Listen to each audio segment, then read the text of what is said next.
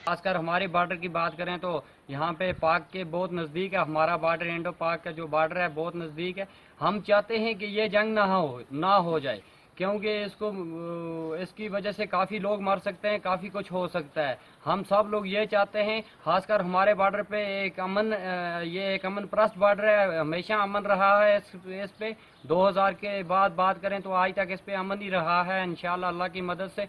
तो हम ये चाहते हैं कि इस पे अमन रहे और इंशाल्लाह पूरे मुल्क पे अमन रहे। मैं इंडो पाक दोनों को ये कहता हूँ कि इस पे अमन करके बैठें, कोई जंग की ज़रूरत नहीं है, कोई और ज़रूरत नहीं है, बातचीत से बात करें, अच्छी बात रहेगी। ऐसे काम नहीं चलेगा क्योंकि दोनों के पास हथियार अच्छे हैं। ज़्यादा मैं कुछ नहीं कहूँगा, लोगों को इतना पैगाम पहुँचाना चाहता हूँ कि आप डरें ना, कि इंशाल्लाह जंग नहीं होगी और नहीं करेंगे, दोनों मुल्क जंग नहीं करेंगे। हम करना से जिसे आम तौर पर लोग टंगधार भी कहते हैं, यहाँ हमारी इस वादी में पिछले 2-3 दिनों से बड़ी परेशानी और बड़ा खौफ है। लोग खौफ में मुब्तला हो चुके हैं, डर गए हैं।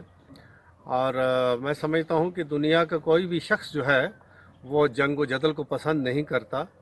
सारी दुनिया अमन और मोहब्बत की ज़ुबान को समझती है और सबसे बेहतर तरीका जो है वो अमन का है, और हर इंसान जो दुनिया में है वो अमन पसंद है।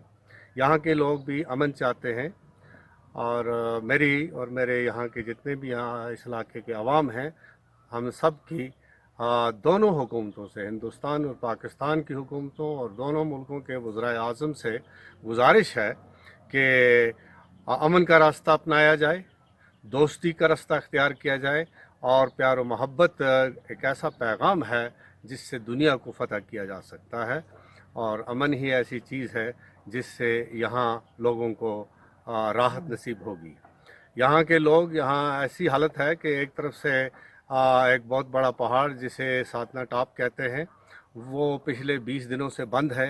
यहाँ के बाज़ार सुने पड़े हैं, खौफ का आलम है, और उस पर तुरा ये कि खाने को कुछ मैसर नहीं, लोगों के पास गैस नहीं, लोगों के पास अशियाए खुर्दनी नहीं।